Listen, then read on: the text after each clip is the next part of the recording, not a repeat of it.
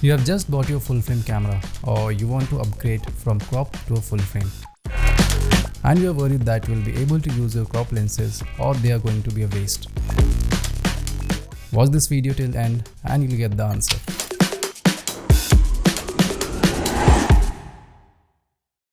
Welcome to the channel, guys. So in this video I'm going to be talking about few things that you should keep in mind while using your crop lenses to your full frame camera.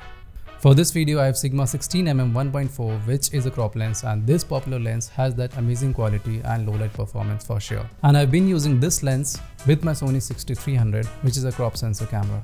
And this lens delivers great performance, no doubt about that. So in this video I'm going to be testing this lens with my Sony a7iv. By the way, I've recently purchased this new camera and also uploaded an unboxing video and few sample videos few days back. So after this video, maybe you should check those as well. Alright, coming back to the topic, let's understand what happens when you attach crop lens on a full frame camera. Most of the full frame camera these days detects that you are using a crop lens as you attach the lens on the camera body, and the camera turns on the crop mode automatically. That's the reason you get to see 1.5 or 1.6 times crops in your image. Yes, you'll not get the full field of view with that lens, or you can say you'll get, but anyways you won't be able to use it because in editing you have to scale that footage up.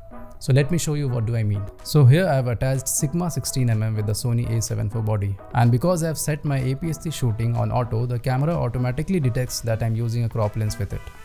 I have placed this shuttlecock here with this grey backdrop, and let's see what image we are getting with the crop mode on. So here we are getting the zoomed in version because of crop mode. Let's click this image first. Now let's turn off the crop mode and then see what we get. As you can see over here, once I turn crop mode off and switch to full frame, this is showing me a black circular edges on the screen. The field of view is definitely wider now, but there is a heavy vignette around the image. So here clearly you can see that in full frame mode, the view is very wide, but a lot of vignette around the frame is there. Whereas in crop mode, you get to see a scaled up version of the same, and that eliminates all the black circular edges that's coming from the crop lens. Basically, these lenses are not designed to use the full frame sensor. As you might be knowing, camera lenses don't give you rectangular image. They project circular image on your sensor, and then whatever falls on the sensor you see on your screen. So what your lens sees versus what you get to see on the screen is very different. And in crop lenses, the image circle itself is very small. That's the reason they are not able to cover the entire full frame sensor. Here in the first image you can see what your full frame lens sees on a full frame camera. So basically the image circle of full frame lens is large enough to cover the entire sensor, and that's why you get the final image without any black border around the frame. Whereas if you look at the second image, here the image circle of crop lens is smaller compared to the full frame. As you can see, it's not able to cover the entire sensor, leaving the black circular edges around the frame, and that is causing the heavy vignette in the final image.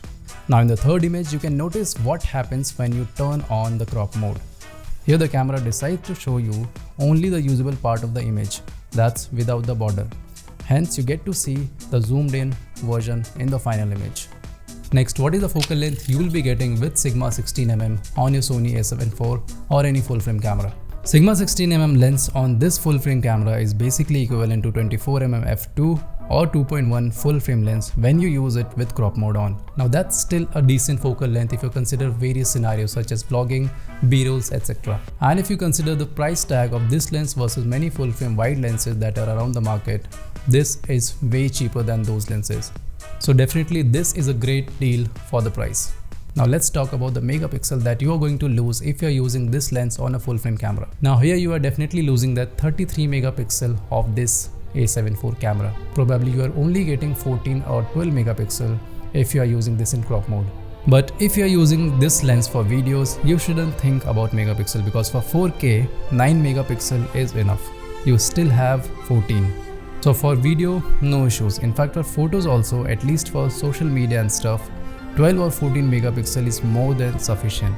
I hope this video was helpful, and if you enjoyed this video, make sure you subscribe the channel. See you in the next one. Till then, keep creating and enjoy the process.